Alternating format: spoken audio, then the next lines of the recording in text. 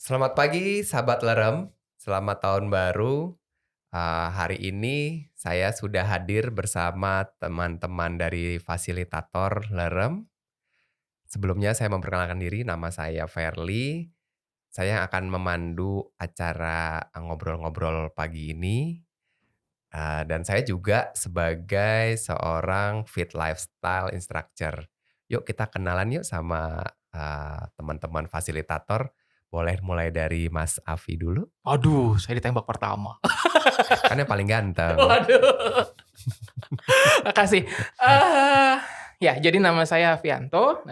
Saya di Lerem itu lebih banyak ngurusin astrologi, ya kan? Itu emang ilmu unik gitu ya.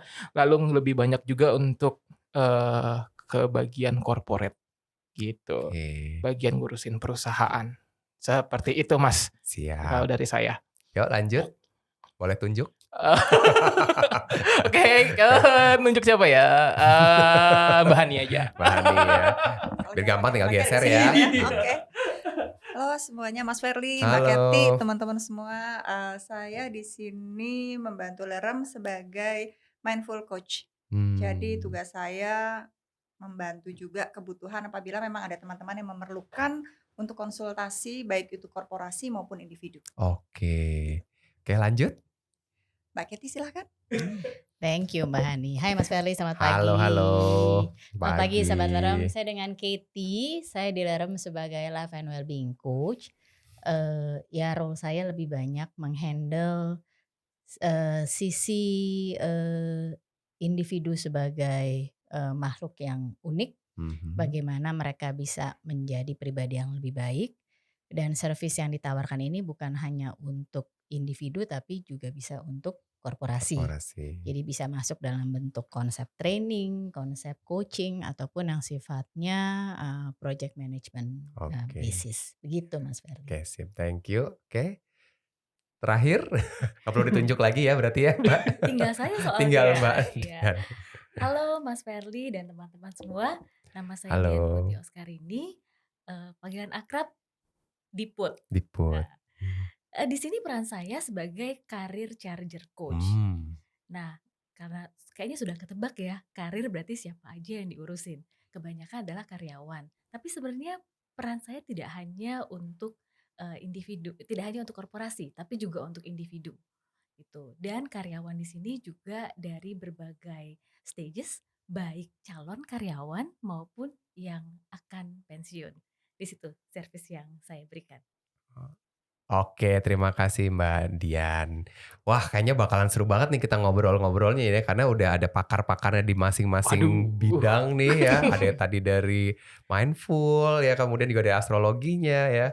Oke, jadi nanti kita akan ngobrol-ngobrol nih, bagaimana sih kita akan menghadapi tahun 2023 yang kayaknya penuh dengan kejutan-kejutan ya, dan yang pasti akan seru banget.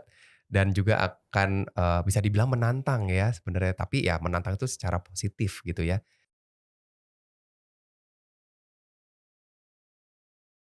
Halo Mas Afi. Halo, Ya kita ketemu lagi nih ya. Selamat pagi. Oke Mas Afi. Boleh gak sih dijelasin nih secara singkat aja ya mengenai ilmu astrologi itu apa sih sebenarnya? Kan kalau kita nih orang-orang ya kalau saya bilang awam ya. Kan taunya astrologi itu pasti kaitannya sama zodiak gitu kan. Bintang lu apa nih? Kalau ini nih. Ramalan begini-begini gitu kan. Yang kita tahu cuma itu nih. Nah, boleh enggak sih kita tahu lebih jauh tentang astrologi itu apa? Oke. Jadi astrologi itu, tapi daripada saya jelasin teori dan lain-lainnya, nanti keburu pusing ya kan, daripada ntar perlu dar gitu ya. Saya akan ngambil satu cerita aja gitu. Mungkin harusnya sih teman-teman mungkin ada sedikit kata-kata yang agak sedikit familiar.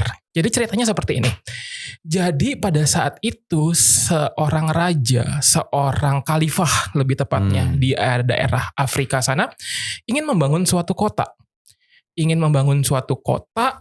lalu mereka menyuruh para astrologernya untuk menentukan kapan waktu pembangunan yang baik untuk menandakan bahwa kota tersebut sesuai dengan astrologinya, dalam arti kata sesuai dengan tujuannya.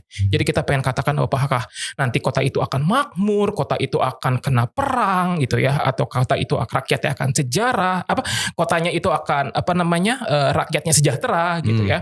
Hal seperti itu. Lalu para astrologer itu sudah buat satu tiang pancang dan ada lonceng di sananya, gemerincing. Mereka menunggu pada saat waktu yang baik, begitu ya. Nah, di sini lucunya, di sini uniknya, mungkin bukan lucunya, di sini uniknya. Jadi konteksnya adalah ketika lonceng itu dibunyikan, maka para pekerja mulai untuk membangun kota itu. Anggaplah peletakan batu pertama, gitu ya, peletakan batu pertama. Nah, di sini uniknya. Jadi ketika pagi menjelang dan waktunya itu memang belum dibunyikan lonceng, tiba-tiba sekelompok atau sekerumunan burung gagak datang membunyikan lonceng tersebut, gitu ya. Akhirnya para pekerja mulai, gitu ya. Karena para pekerja mulai. Nah, tapi kan itu bukan waktu yang ditentukan, bukan waktu yang memang dirancang oleh para astrologer zaman dahulu. Akhirnya para astrologernya teriak di situ, Al-Kahira, gitu. Artinya adalah the conqueror, sang penakluk, gitu jatuhnya. Nah, akhirnya itu karena pada saat itu dilihat adalah ada Mars di Capricorn, gitu. Jadi pada teriaknya di situ Al-Kahira. Nah, akhirnya kota tersebut jadilah yang namanya Kairo, yang ada di Egypt, yang ada di Mesir. Seperti itu gambarannya. Jadi penggunaan astrologi tidak sebatas hanya untuk ke personal, tapi bisa untuk ngebangun kota, memilih waktu yang baik gitu. Dan masih banyak cerita-cerita para astrologer yang punya cara-cara unik untuk yang tercatat dalam sejarah gitu ya, yang sekarang ilmunya tersebut sudah dilupakan. Seperti itu sih. Oke. Gambarannya. Wow. Saya baru tahu ya kalau misalkan ternyata dari astrologi itu bisa untuk membangun sebuah kota ya. Bahkan sebuah kota yang besar seperti Kairo itu dibangun dari perhitungan astrologi ya. Betul.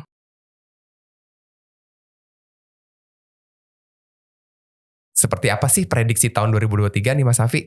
Oke, terima kasih. Tahun 2023 itu tuh kita akan merasakan, mengexperience banyak banget tantangan, apalagi terutama di kaum pekerja gitu ya, di pandemi, penyakit gitu. Karena di dalam chart itu ngomongin penyakit, dan itu berarti ya penyakit secara keseluruhan, artinya itu pandemi gitu ya.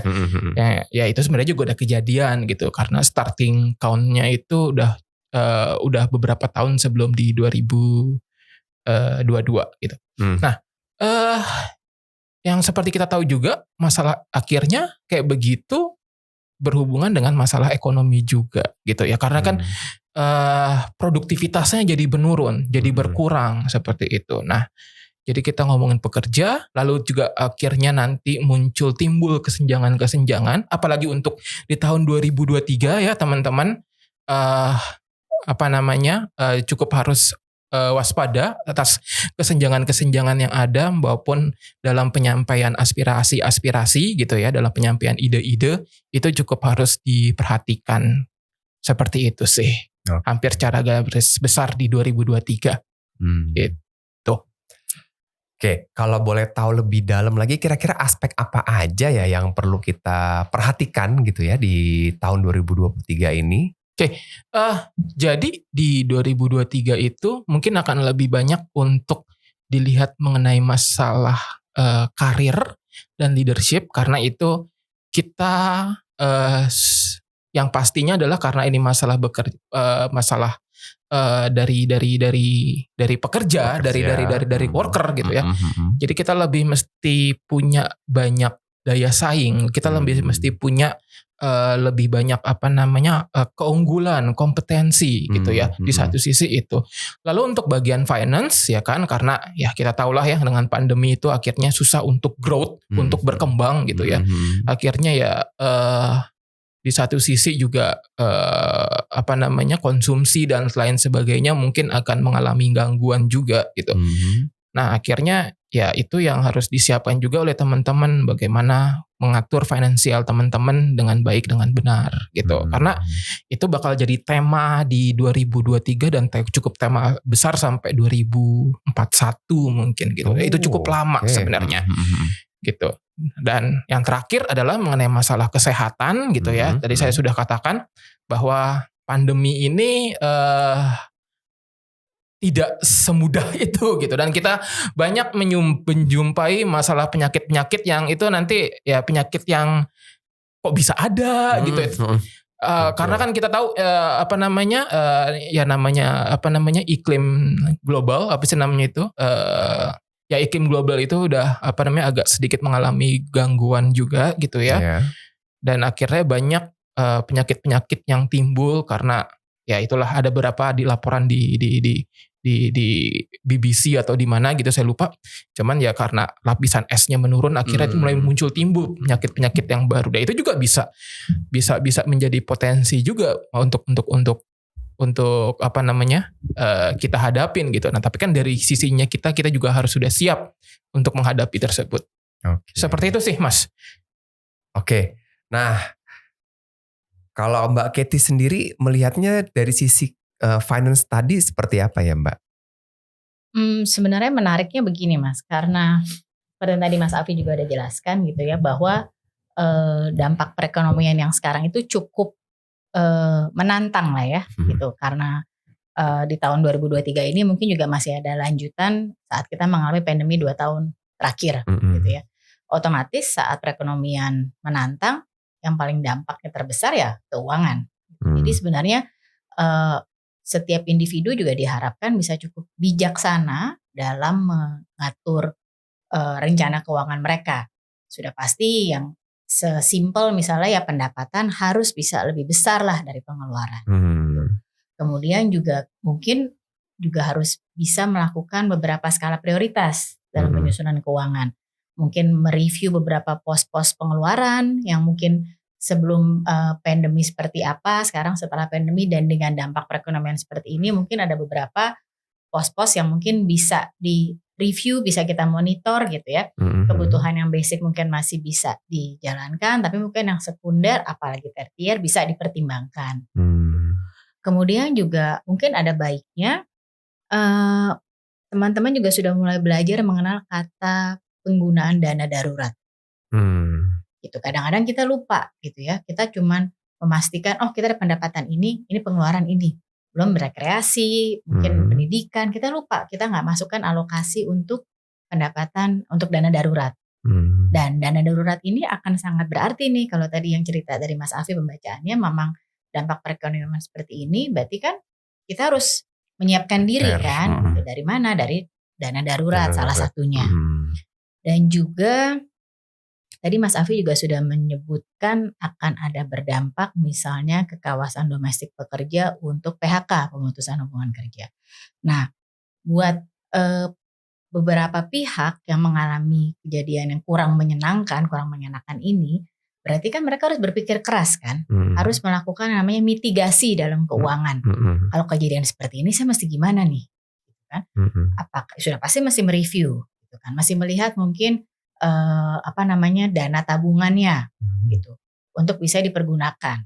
Kemudian juga mungkin pos-pos pengeluaran ya mau nggak mau dipreskan lagi, direview lagi gitu. Mana memang yang harus sudah tidak dikeluarkan dan mana yang masih bisa dikurangi. Gitu. Juga termasuk ya sebenarnya pandemi itu tidak selalu berdampak buruk ya. Ada juga bisa berdampak yang positif.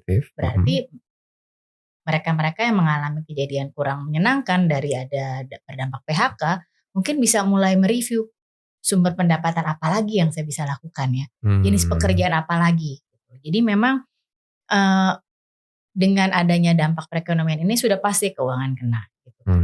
Cuman gimana caranya sih kita juga bisa memproses diri kita atau kita bisa menjaga diri kita saat kita mengatur keuangan. Pengelolaan keuangan yang baik bagaimana? Memprioritaskan kebutuhan seperti apa? Penggunaan darurat seperti apa? Dan termasuk kalau kita salah satu yang berdampak, bagaimana mitigasinya?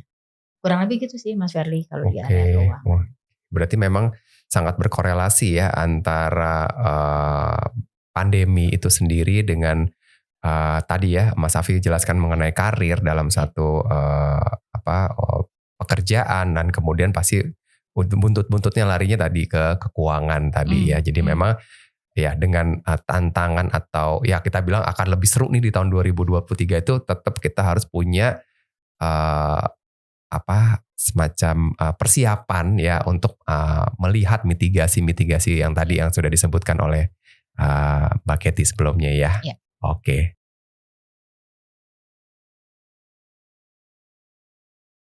Hai Mbak Uli. Halo Mbak Kety. Ini melanjutkan obrolan kita mengenai astrologi. Ya. Mungkin sekarang kita bisa sambungkan ke aspek keuangan jika dilihat dari prediksi pembacaan astrologi untuk tahun 2023.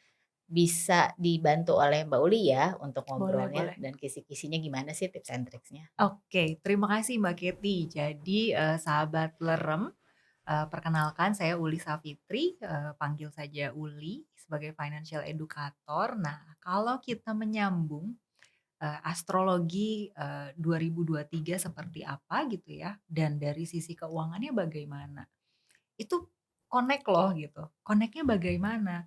Kalau dari sisi astrologi itu kan menunjukkan bahwa kita harus lebih waspada, dan keuangan itu adalah salah satu faktor yang kita juga harus waspadai gitu ya. Nah, kalau dari sisi datanya seperti apa, faktanya seperti apa gitu. Menurut Ibu Sri Mulyani sendiri gitu ya, berdasarkan data dari International Monetary Fund gitu ya, dari Dana Moneter Internasional, mereka itu menyampaikan bahwa sepertiga negara di seluruh dunia itu akan memasuki resesi di tahun 2023 ini. Nah, makanya kemarin kan pasti sahabat Lerem sering dengar gitu ya influencer ngomongin, wah resesi gitu. Nah, tapi beruntung bahwa Indonesia itu tidak termasuk di 1/3 dunia yang akan resesi. Nah, tapi kembali lagi kita perlu waspada. Kenapa waspada? Indonesia itu jualannya apa sih? Kita itu kan negara yang jualannya sebagian besar sebetulnya komoditi. Komoditi kita dibeli oleh siapa? Komoditi kita itu dibeli oleh negara-negara besar. Katakan China, Amerika, kemudian Eropa. Ini 3 ekonomi besar yang di tahun ini mereka itu masuk ke resesi. Jadi ibaratnya kita Indonesia punya barang tapi pembelinya nggak punya duit. Pasti mandek dong pembeliannya gitu, akan otomatis berkurang gitu. Nah, ini yang menyebabkan walaupun Indonesia tidak resesi secara langsung, tapi kita terpengaruh oleh resesi global karena negara-negara besar yang biasanya membeli barang-barang dari kita, itu mereka terkena resesi, jadi pembeliannya berkurang. Terus bagaimana solusinya gitu? Nah, solusinya Indonesia beruntung. Beruntungnya kenapa? Kita itu rakyatnya banyak, 270 juta lebih gitu ya. Setiap dari kita 270 juta orang itu, kita pasti butuh makan, butuh kuota, butuh bayar listrik gitu kan, butuh rumah, butuh sewa kosan atau segala macam gitu. Kemudian kita pasti butuh bensin untuk transportasi gitu ya. Makan sehari-hari ke warteg dan segala macam, tapi untuk makan itu kan untuk masak ada gasnya, ada berasnya, ada telurnya gitu. Semua konsumsi domestik dari 270 juta masyarakat Indonesia ini menggerakkan perekonomian kita di atas 50%. Jadi kalau sahabat Lerem itu berada di kondisi ekonomi yang baik gitu ya, keep spending. Keep spending, tapi spending untuk priority yang esensial tadi gitu, hal-hal yang penting, sandang, pangan, papan. Ekonomi kita tetap bergerak dan spending secara domestik gitu. Itu. Nah, terus sekarang gini, tapi gimana nih, saya perusahaannya itu termasuk yang tadi itu gitu, saya jualannya bayarnya dari luar negeri semua, terus sekarang pembeliannya berkurang, mandek. Oke, berarti perusahaan tempat kita bekerja tidak sehat, akan ada kemungkinan PHK. Kalau saya kena PHK bagaimana? Sudah siap atau tidak gitu. Nah, ini kan sesuatu yang kita tidak bisa kontrol ya sahabat Lerem gitu. Jadi, kalau misalnya kita sampai terkena PHK, ya udah gitu, make sure bahwa kita itu punya, dana darurat. Make sure bahwa kita punya separah-parahnya kita sampai kehilangan pekerjaan, tapi kalau kita punya dana darurat gitu ya, dana darurat itu kan prinsipnya ketika semua keran pemasukan kita terhenti, kita itu masih bisa hidup tanpa merepotkan orang lain. Bisa hidupnya apa? Sandang, pangan, papan terpenuhi. Mhm. Jadi, jangan lupa BPJS kesehatannya tetap dibayar gitu. Jadi kalau kita sakit atau kenapa-napa, gratis gitu kan. Terus selama, 6 bulan gitu katakan, dulu gitu ya, pada saat sebelum, pandemik, orang yang masih statusnya lajang, dana daruratnya itu cukup 3 kali pengeluaran bulanan. Setelah pandemik kita belajar bahwa, eee, ketika situasi ekonomi krisis, terus katakan amit-amit kita kena PHK gitu ya, nggak cukup loh 3 bulan itu untuk mencari pekerjaan baru atau untuk katakan kita punya bisnis dan bisa langsung BEP dan profitable dalam waktu 3 bulan. Maka sekarang orang yang, lajang pun gitu ya, minimal dana daruratnya itu adalah 6 kali pengeluaran bulanan gitu. Ini Mmm. udah angka, tengah-tengahnya banget gitu.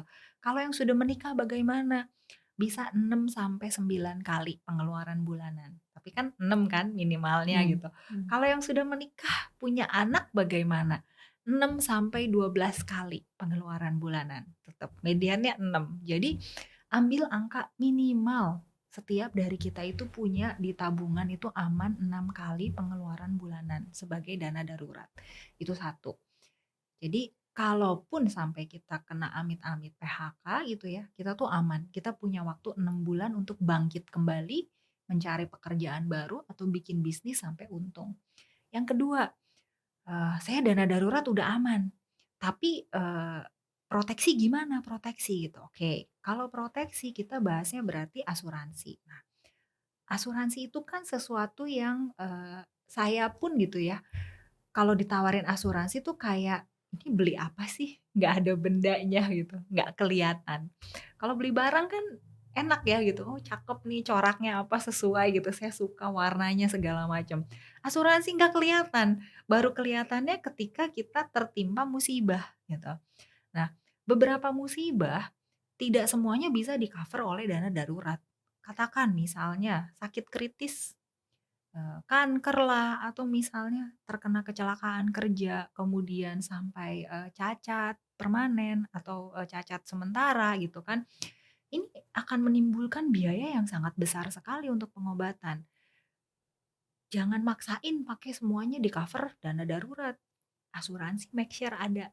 Ketika kita punya asuransi kesehatan, hal-hal ini akan di-cover oleh asuransi kesehatan, termasuk sampai kematian. Jadi, habis asuransi kesehatan, asuransi jiwa, pastikan itu ada gitu. Kalau misalnya dibilang, "Wah, asuransi jiwa, ini agen saya bilang saya harus bayar 1 juta." Oke, panggil agennya, bilang, "Agen agen, saya kemampuan bayarnya sekarang sebulan bisa menyisihkan 300.000. Cariin dong produk asuransi yang cukup untuk saya 300.000 gitu." Nah, kalau kita menyampaikan seperti itu pada agen asuransinya bisa kok kasih rekomendasi produk yang berbeda gitu. Nanti ketika, sahabat Lerem punya extra income lagi gitu, bisa naik lagi, bisa di-review ulang. Nambah uang pertanggungannya, preminya bisa ditambah gitu. Tapi asuransi itu ketika kita punya, sesuaikan dengan budget gitu. Tapi make sure kita punya. Yang ketiga, saya sudah ada dana darurat, asuransi kesehatan aman, asuransi jiwa aman. Oke, nextnya apa? Investasi. Ini buat, para sahabat yang sudah, ahli investasi atau sudah rutin berinvestasi, gimana nih dengan kondisi tahun 2023 ini? Oke, 2023, eee, itu memang ibaratnya kalau kita lagi naik mobil, mobil kita tuh lagi mau nikung, nikung tajam. Pas lagi nikung tajam itu kan ya agak goyang dikit gitu ya, kemudian Abis nikung, karena kita nggak tahu nih lagi nikung tiba-tiba mungkin ada yang berusaha nyalip atau ada yang berusaha mepet atau gimana gitu kan. Investasi kurang lebih seperti itu. Jadi saran saya, karena ini situasi ekonominya masih sangat volatil, kalau Bapak Ibu yang, biasanya, "Wah saya profil resikonya itu adalah agresif, saya taruh sebagian besar portofolio saya di saham." Oke, cek ulang, rebalancing lagi portofolionya. Maksudnya rebalancing apa? Dalam situasi ekonomi yang volatil, kalaupun profil resiko kita agresif, tapi kan yang namanya investasi itu, selalu ada potensi kita untung, bisa juga potensi rugi atau kehilangan gitu. Jadi, eee, pastikan bahwa kita turunin profil resikonya. Saya agresif, turunin jadi moderat. Jadi yang biasanya mungkin 60-70% semua taruh di saham, sekarang mungkin taruhnya 50 aja.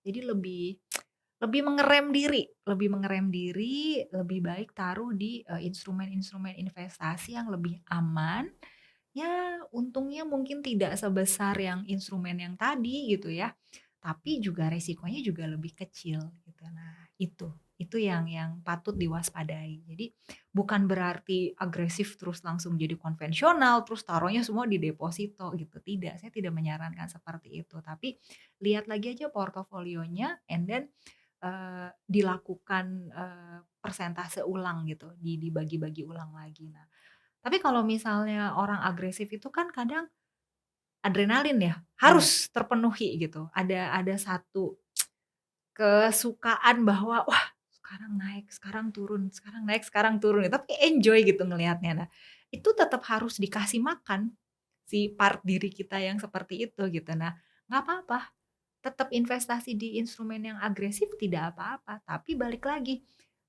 sahabat lerem siap ruginya berapa banyak. Jadi selalu ketika kita menginvestasikan uang kita di instrumen yang memang, high risk and possible high return gitu ya, kita selalu beranggapan dan menyiapkan diri kita, kalau saya kehilangan uang itu saya baik-baik saja, gitu. Itu prinsipnya yang perlu kita siapkan untuk menghadapi tahun 2023 sesuai astrologi. Nah, ini kalau dari sisi keuangan. Kalau kita bahas keuangan kan pasti ada bahas pemasukan ya Mbak Keti ya. Nah, pemasukan income sebagai karyawan pasti dari gaji gitu. Ini akan berhubungan dengan karir. Kalau sahabat lerem lihat gitu kan, di luar negeri aja tuh sudah banyak yang perusahaan-perusahaan besar yang kayaknya tuh dulu nih perusahaan gagah banget nih, nggak mungkin deh PHK orang gitu. Tapi sekarang mereka PHK orang sampai 10.000, 11.000, 12.000 gitu. Google, Microsoft dan lain-lain. Ini gelombangnya tahun kemarin kan dari 2022 sudah mulai terasa juga di Indonesia gitu. Dan tahun 2023 ini kemungkinan besar masih akan terus berlanjut gelombang PHK ini gitu. Jadi apa yang harus dilakukan supaya, saya katakan tidak terkena PHK walaupun perusahaan saya itu goyang juga gitu. Nah, berarti kalau alasannya supaya saya tidak terkena PHK bagaimana? Maka setiap dari kita yang profesinya karyawan, kita itu harus melihat apa added value yang bisa saya berikan kepada perusahaan. Apa added value yang bisa saya berikan kepada atasan, kepada tim, kepada rekan-rekan saya yang ibaratnya ketika perusahaan harus mem-PHK orang pun saya tidak akan ada di daftar karyawan yang di-PHK gitu. Jadi ngelihat ke situ lagi. Nah, ini saatnya di mana tahun 2023 ini tidak bisa kita yang, kalau sahabat lerem yang, karyawan gitu ya, kita tidak bisa egois, kita harus lebih mawas diri dan melihat bahwa, oke, saya sekarang posisinya A, saya ingin berkarir di sini, saya butuh gaji lebih besar, jangan terburu-buru mengambil keputusan, impulsif, saya maunya resign, saya nggak betah sama atasan saya nggak betah sama kolega saya gitu. Tetap stay di situ, lakukan yang terbaik, belajar untuk menghadapi bahwa ketika ada politik kantor, ada atasan yang tidak enak, ada, kolega yang membuat tidak nyaman, itu semua tuh hanya tantangan sehari-hari aja gitu. Kenapa? Karena percaya deh, ketika sahabat lerem dikasih cobaan seperti itu gitu ya, itu sebetulnya sahabat lerem tuh sudah disiapkan untuk naik kelas. Nah, kenapa saya bilang jangan terburu-buru resign? Kalau misalnya sahabat lerem resign, katakan naik gaji langsung besar gitu ya, tapi di perusahaan yang baru, kita tidak tahu kalau ternyata perusahaan itu berapa bulan kemudian akan goyah juga gitu. Apalagi biasanya kita pindah perusahaan, industrinya kan masih 11-12 gitu ya, masih sama. Ketika satu perusahaan goyang, HR itu akan melihat, mana nih karyawan yang bisa saya PHK. Salah satu faktornya itu adalah masa kerja. HR akan melihat mana yang masa kerjanya itu masih paling, pendek. Karena apa? Murah bagi perusahaan, tidak perlu memberikan uang PHK dan pesangon yang terlalu besar gitu, dan belum ada tuh keterikatan, loyalitas, dan lain-lain gitu. Jadi itu jadi bahaya, jadi risiko untuk sahabat lerem kalau misalnya sampai mengambil keputusan resign terburu-buru hanya karena ini gitu. Jadi secara karir pastikan bahwa sahabat fokus tahun 2023 ini, ambil kesempatan ini untuk refleksi diri, apa yang bisa saya lakukan untuk meningkatkan nilai diri saya dan apa added value yang bisa saya berikan bagi perusahaan, bagi tim, bagi atasan gitu. Itu, Mbak, secara astrologinya.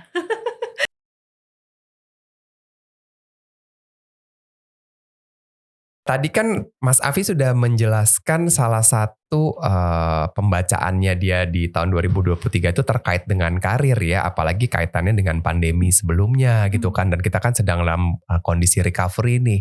Nah, boleh nggak Mbak Diput jelasin lebih dalam lagi nih terkait aspek karir yang harus menjadi perhatian kita di tahun 2023 ini seperti apa sih sebenarnya? Oke, mungkin kayak yang udah kerasa mulai 2002 akhir gitu ya, dimana cukup banyak layoff gitu. Ya, betul-betul. Gak usah khawatir, tapi yang namanya siap-siap perlu ya.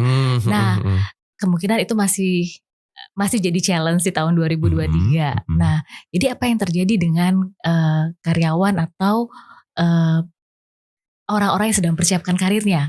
Nah, yang terjadi adalah kalau di perusahaan, terutama yang terkena pengurangan karyawan, berarti ada dua nih, karyawan yang stay harus bagaimana dan yang di PHK bagaimana gitu. Nah, yang stay ini cukup banyak hal baru yang harus dia beradaptasi. Salah satunya adalah dia harus menguasai skill baru, karena biasanya kalau misalnya posisi yang ditinggal oleh karyawan lama, seringkali nggak digantikan. Nah, dia harus double job gitu. Nah, pertama secara mental dia harus melihatnya jangan sebagai wah korban gitu. Beban tapi gitu ya, tambah. Jadi beban, iya. Tapi bagaimanapun harus disikapi bahwa mereka adalah orang yang terpilih dan harus survive.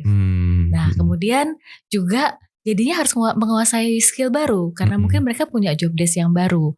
Nah, hal ini gimana sih caranya bisa menguasai skill baru gitu. Hal ini kan jadi tantangan juga ya. Betul. Nah, kalau yang utamanya sih mereka harus bisa lebih efisien dan efektif gitu. Nah, antara lain adalah dengan mereka bisa menguasai time management gitu ya.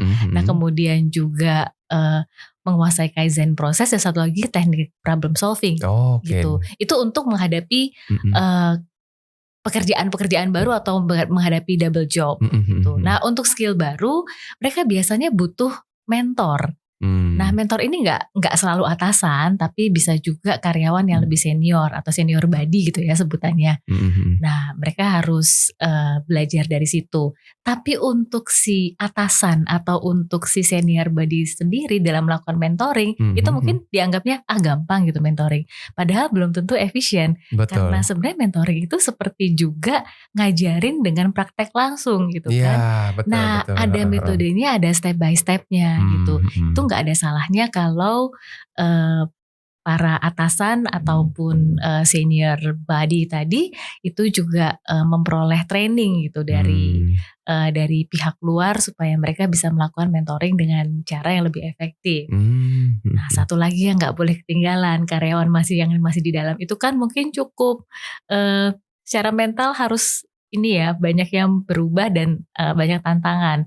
Nah, jadi juga mereka perlu dijaga mentalnya, dipersiapkan mentalnya gitu. Yeah. Nah, antara lain beberapa program wellness gitu, itu tuh bisa diberikan kepada mereka supaya mereka lebih resilience dalam menghadapi berbagai perubahan yang terjadi di dalam. Gitu, itu buat yang masih di perusahaan gitu betul. ya. Nah, sekarang gimana buat yang di PHK? Nah, ini kok dunia masih berputar, Betul. masih ada harapan gitu. Berarti buat yang memilih untuk jadi job seeker ya, kembali jadi job seeker, mereka harus mengembangkan kemampuan networking dan juga mulai crafting their assets gitu. CV-nya diperbaiki yang mungkin udah lama nggak disentuh, LinkedIn, portfolio dan lain-lain gitu ya. Sarana mereka atau senjata mereka untuk mencari pekerjaan itu harus diperbaiki lagi dan dipertajam lagi. Itu kalau buat yang di PHK. Tuh. Oke. Wah, menarik banget ya. Jadi memang kalau saya lihat memang kita bagi dua nih, karyawan yang stay sama karyawan yang memang harus goodbye gitu ya Mbak ya. Oke, tadi saya juga highlight juga penjelasan dari Mbak Diput ya terkait dengan skill baru, bagaimana memanage waktu, kemudian juga proses kaizen dan juga bagaimana melakukan problem solving ya. Terus juga untuk si atasan sendiri juga bagaimana belajar untuk menjadi seorang mentor ya, untuk bisa melakukan sistem kayak semacam mengajarkan tapi dengan praktek atau kita bilang learning by doing gitu ya, seperti itu. Nah, itu menarik sekali. Dan juga yang nggak lupa ya untuk yang di layoff atau yang memang harus kena PHK ya memang harus kembali lagi mungkin harus menata lagi ya networknya supaya terus merapikan CV lagi, kemudian juga ya mungkin mengupgrade skill juga ya mungkin pada saat dia sambil dalam kondisi tidak bekerja gitu kan ya oke lah mungkin dia akan meluangkan waktunya untuk mencoba skill-skill baru gitu ya seperti itu ya. Betul. Oh, satu lagi. Apa tuh? Selain tadi mungkin dengan training gitu ya atau mentoring, ada satu lagi metode yang gak kalah powerful. Ini bisa diberikan buat atasan maupun buat karyawan, buat para leader maupun buat karyawan. Yaitu metode coaching. Oh iya benar-benar coachingnya juga ya. Ini bakal banyak ini. Terutama buat para leader itu akan materinya banyak deh, baik materi coaching maupun materi training. Dan juga no worries, walaupun jadi gini, walaupun bisa dikatakan katanya resesi gitu ya bagi perusahaan juga, tapi sebenarnya itu adalah saat bebenah diri buat perusahaan, bebenah internal gitu. Dan itu merupakan investasi jangka panjang buat perusahaan itu sendiri. Tuh, jadi bukan berarti karena resesi kemudian kegiatan learning berupa entah itu training, coaching mentoring berhenti gitu. Demikian juga dengan program-program untuk karyawan yang lain yang sifatnya wellness dan lain-lain. Tapi tetap bisa berlanjut dengan segala resource baik dari internal maupun eksternal. Dan itu merupakan sebuah investasi gitu yang akan jangka panjang dampaknya. Gitu. Ya, tadi Mbak Diput kan juga sempat mengucapkan wellness ya. Nama wellness itu kan berarti juga selain tadi mengupgrade skill training, juga tadi ada juga kata mindful ya. Nah itu kan bagaimana karyawan itu dalam kondisi yang serba berubah. Betul. Atasan juga yang harus menghadapi satu role baru gitu kan sebagai coach atau pasti juga membutuhkan semacam training mindful gitu ya. Mungkin ya. Betul. Ya benar ya, atau wellness juga bagaimana untuk berinteraksi dengan orang lain gitu ya, seperti itu ya. Betul. Karena mereka adalah orang yang paling kena dampak gitu ya dengan perubahan itu sendiri. Jadi kalau bahasanya anak sekarang supaya tetap waras gitu katanya. Nah itu makanya mindful sama wellness program-program itu tuh yang jangan dilupakan gitu buat karyawan. Dan juga bukan yang dengan nggak hanya untuk si karyawan tapi juga yang masih menjadi pencari kerja juga kayaknya butuh juga tuh mindful ya. Bener banget Mas Ferly. Iya ya. Kan supaya mereka tetap tenang, tidak panik. Ya, betul. Malah mungkin mereka ya itu tadi kan yang kalau mereka sangat mindful kan mereka juga bisa mengupgrade sendiri gitu ya, dengan Iya. training, mungkin juga nanti juga dengan mungkin agak sedikit mengalihkan dengan kegiatan-kegiatan, mungkin dia berolahraga juga, mungkin ini waktunya Bisa. saya untuk Betul. Mm-mm. untuk kembali Punya fit. waktu kembali Iya, itu fit. sambil Iya. mencari kerja gitu ya. Betul. Jadi Oke. banyak sih sebenarnya ya yang maksudnya jangan langsung diartikan this is the end of the world gitu ya, Betul, tapi masih bisa banyak betul. yang dilakukan. Juga tadi yang karena udah disinggung mantan karyawan yang sekarang kembali jadi job seeker gitu, Mhm. selain dia juga bisa kembali berolahraga, terus manage aset-asetnya tadi ya, aset yang Iya. CV dan lain-lain, juga dia bisa minta bantuan karir coach untuk menemani dia dalam proses pencarian Pekerjaan. pekerjaan. Oh, oke. Iya, karena Heeh. jadi selain nanti aset-aset mereka itu tuh direvisi, dikasih feedback oleh karir coach, itu tuh Mhm. juga mental mereka. Kan mereka harus tetap keep motivating kan, Yes, karena betul. kadang-kadang aduh nggak ada yang Bisa drop gitu ya, manggil, iya, down gitu kan. iya, kok nggak ada panggilan wawancara gitu segala. Nah Mhm. itu yang juga bisa diberikan kepada mereka Para pencari kerja ya. oleh karir coach Oh gitu. ya, Gitu. Oke, wah ini menarik banget nih. Terima kasih buat penjelasannya Mbak Diput. Makasih juga Mas Iya. Ferly. Tetap fit, tetap Iya, harus tetap bugar. fit, tetap ya. bugar dan tetap tetap waras tadi. Waras, iya betul. Iya.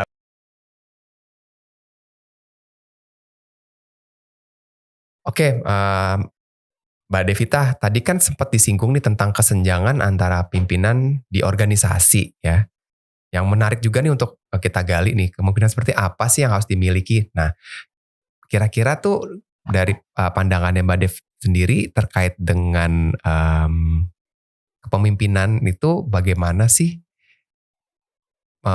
yang harus menjadi poin ya, menjadi aspek di tahun 2023 ini? Baik, terima kasih Ferly atas pertanyaannya. Halo sahabat Lerem, mengenai 2023. Ini banyak sekali ya tantangan yang kita dengar nih, masukan informasi yang mengenai tren perekonomian, situasi dunia yang secara global masih menghadapi tantangan terkini.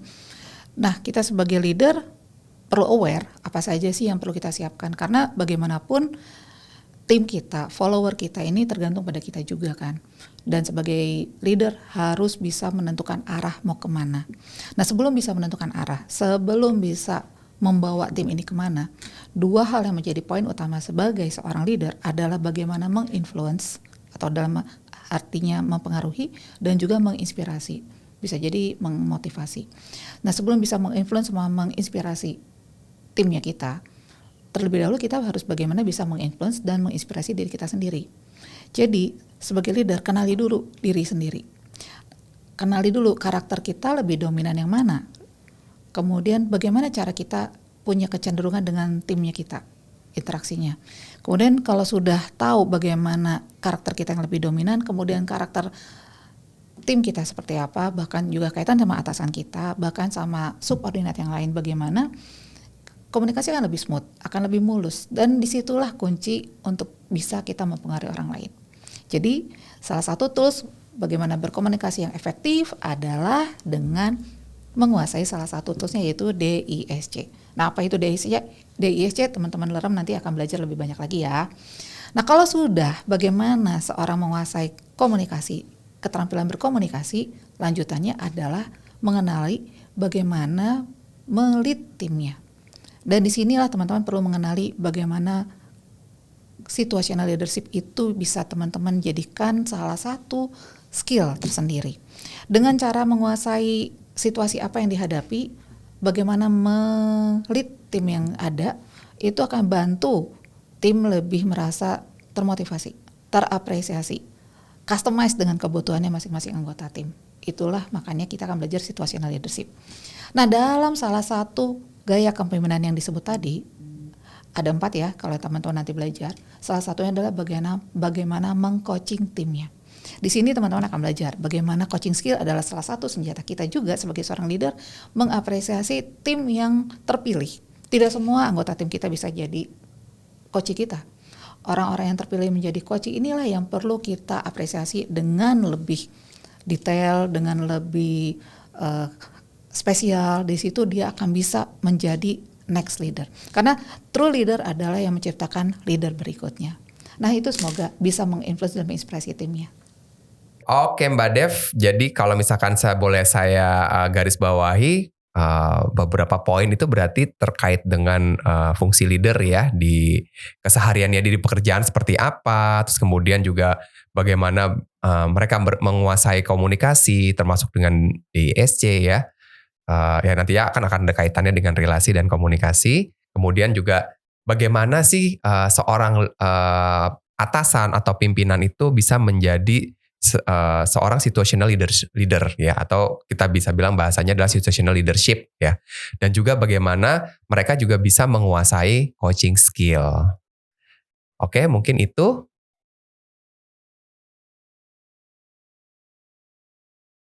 Halo Mbak Kety, Mbak Hani.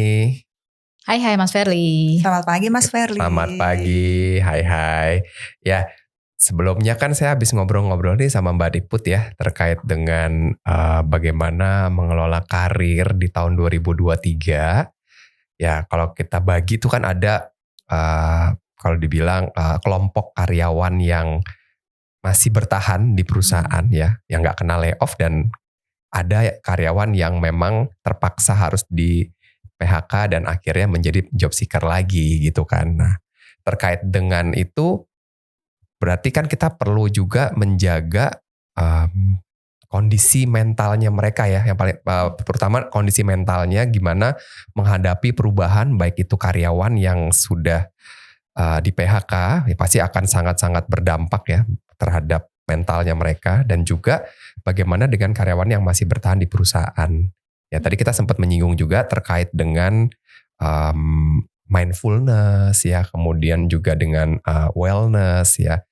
Nah, kita akan discuss lebih jauh lagi nih terkait dengan kesehatan fisik dan mental.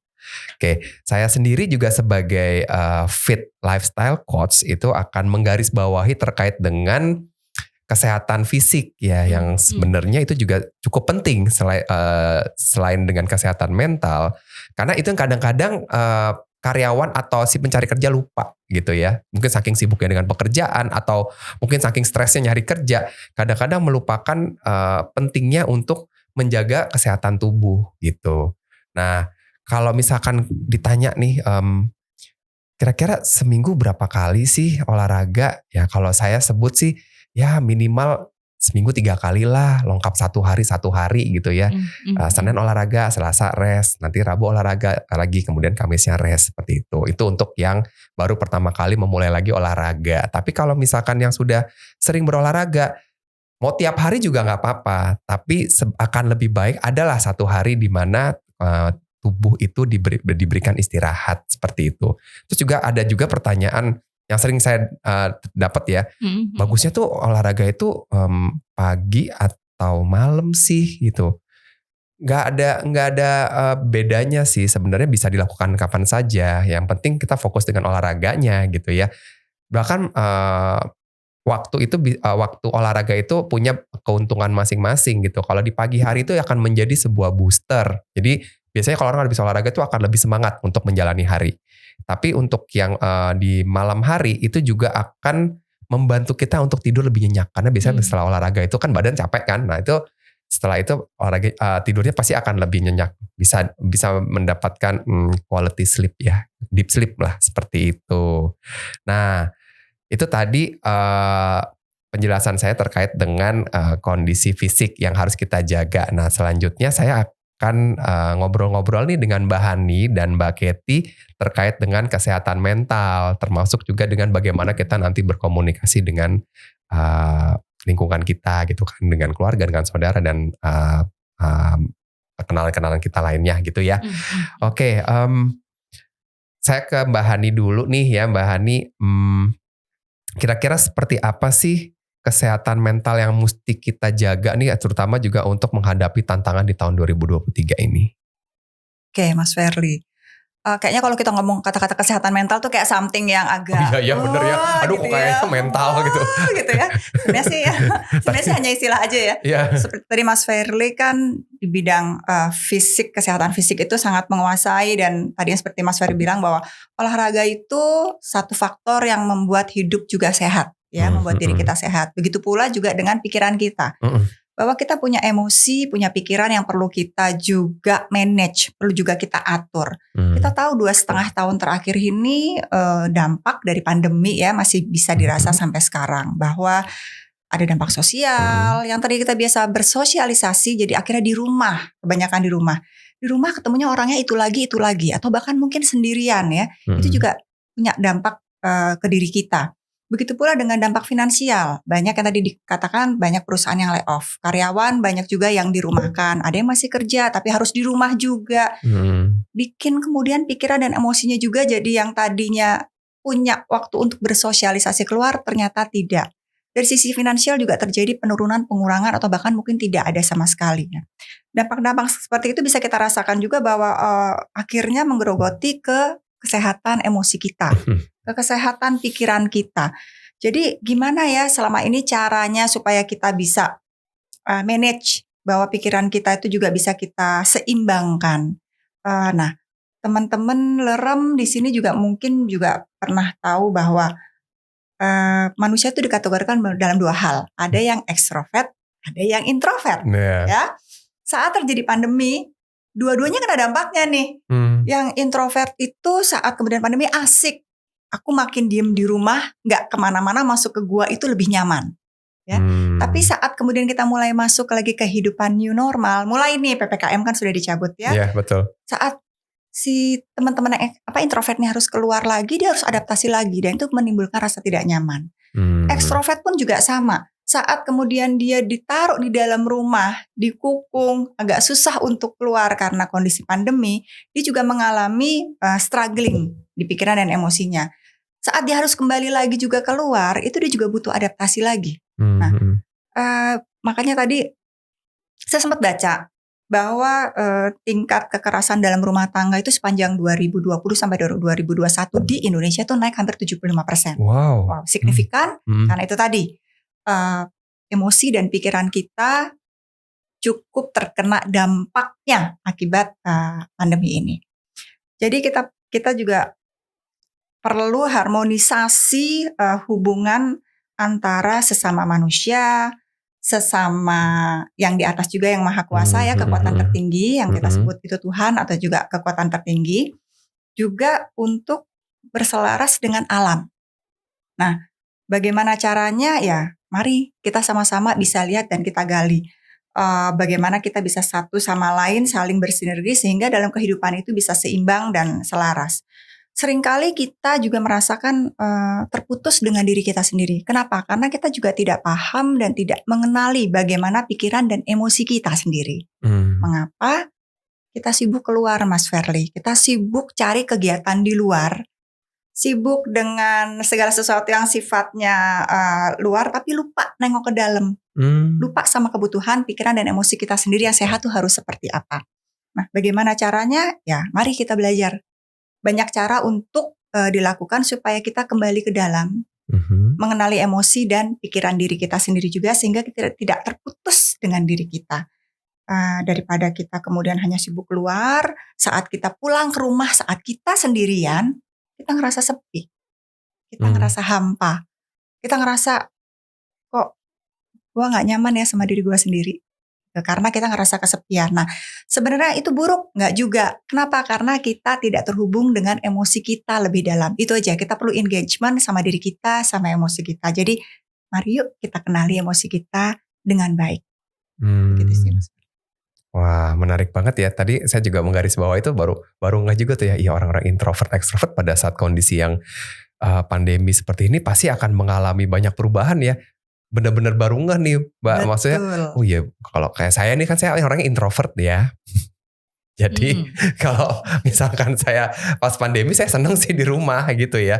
Jadi tapi memang ketika kita akan udah terlalu nyaman di rumah terus tiba-tiba kita harus keluar lagi, harus bersosialisasi lagi. Waduh, ini buat saya sih sangat drain energi banget gitu kan. Tapi juga itu juga berdampak juga buat orang-orang ekstrovert. Malah itu langsung berdampak di awal ya. Ketika langsung pandemi harus di rumah, biasa nongkrong sana, nongkrong sini. Kan dibatasin semua kan pada saat pandemi. Jadi dia harus diem di rumah gitu kan. Wah, itu benar-benar berat sih buat mereka. Dan bahkan mungkin pada saat setelah pandemi mungkin mereka juga harus beradaptasi juga gitu kan. Yang mungkin tadinya dia udah biasa udah mulai membiasakan diri untuk di rumah sendiri gitu kan, maksudnya udah nggak bersosialisasi, tiba-tiba dia juga harus bersosialisasi lagi, walaupun ekstrovert tuh saya rasa mungkin juga perlu belajar juga ya.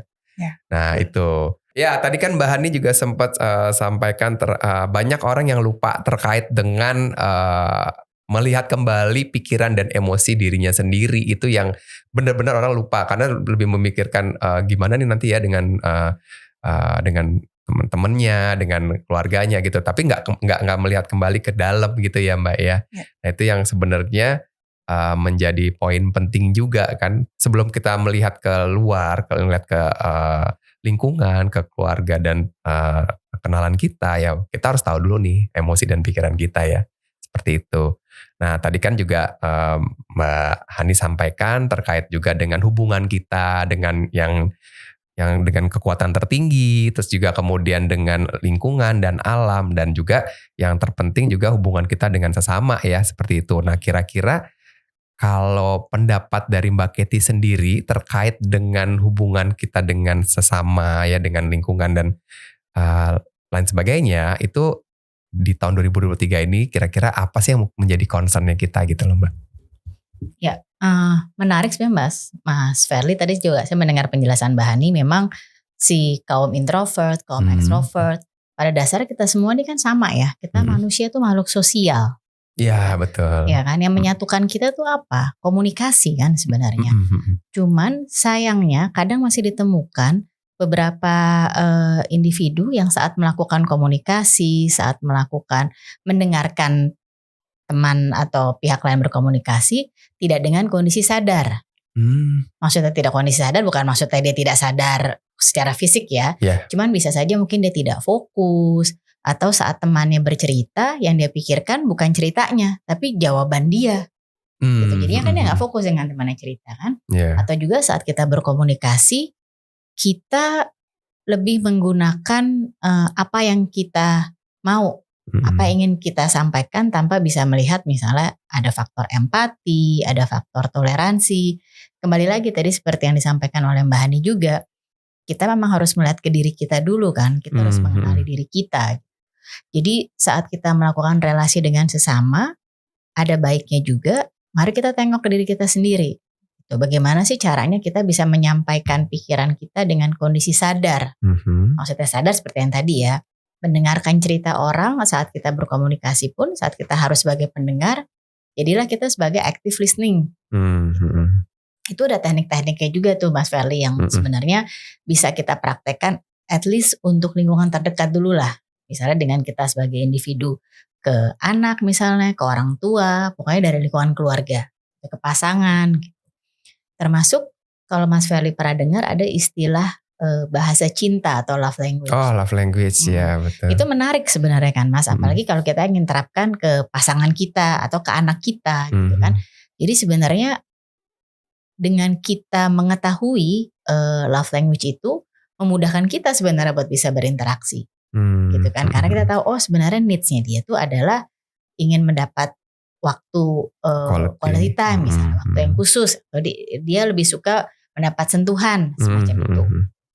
Saya juga ngelihat bahwa komunikasi dan segala aspek yang terkait itu memang faktor dasar buat kita sebagai manusia dalam melakukan relasi. Kemudian tadi saya sempat dengar juga dari ceritanya Mas Afi mengenai akan ada kesenjangan dalam dalam masyarakat, mungkin sebagai pimpinan, sebagai masyarakat, sebagai bos, sebagai team member gitu ya. Di sini juga saya melihatnya memang perlu dibutuhkan juga ada rasa toleransi gitu. Ya karena kan kita nggak bisa kalau masing-masing ngotot-ngototan ya, jadinya dampak perekonomian itu tidak akan bisa terselesaikan gitu kan. Gitu. Tidak bisa terkomunikasikan dengan baik.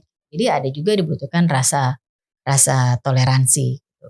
Kemudian juga kembali lagi sebagai makhluk sosial manusia, ada kalanya kita juga harus bisa melihat apa sih yang kita bisa berikan ke sesama.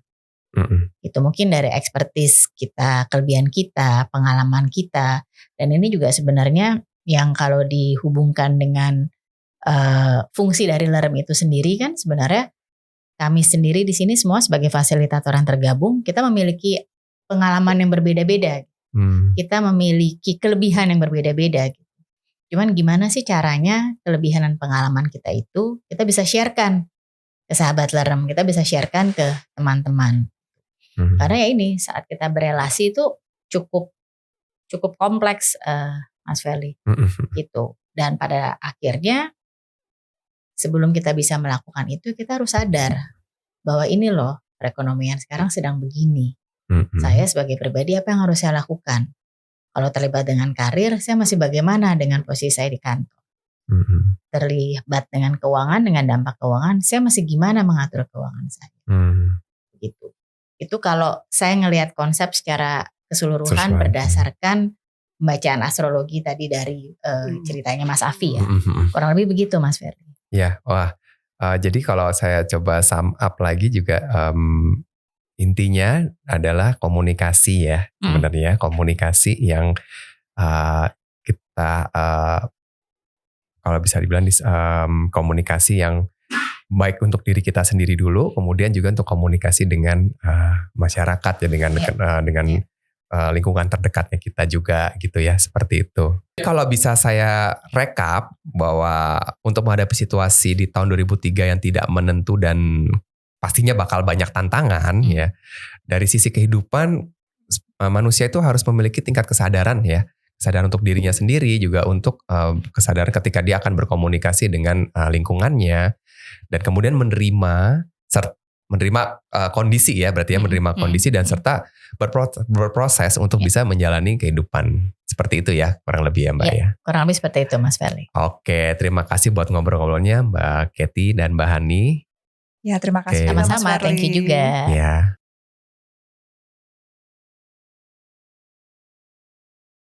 Oke, demikianlah acara bincang-bincang kita pagi ini.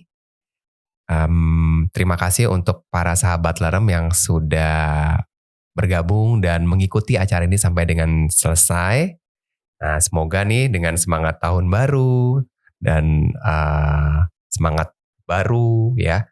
Kemudian juga kita akan bisa berproses menjadi manusia dengan pribadi yang semakin baik. Ya, menjadi the best version of me ya. Oke. Dan untuk bisa membantu itu semua, Lerem bersama dengan para coach dan instruktur terkait akan mengadakan kelas sharing yang bertujuan menambah skill, sharing pengalaman untuk para sahabat Lerem. Oke, untuk itu sahabat Lerem juga bisa mengunjungi website kami di lerem.net, subscribe YouTube Sahabat Lerem, dan follow Instagram Sahabat Lerem untuk melihat program dan para fasilitator Lerem. Oke, sekian, terima kasih.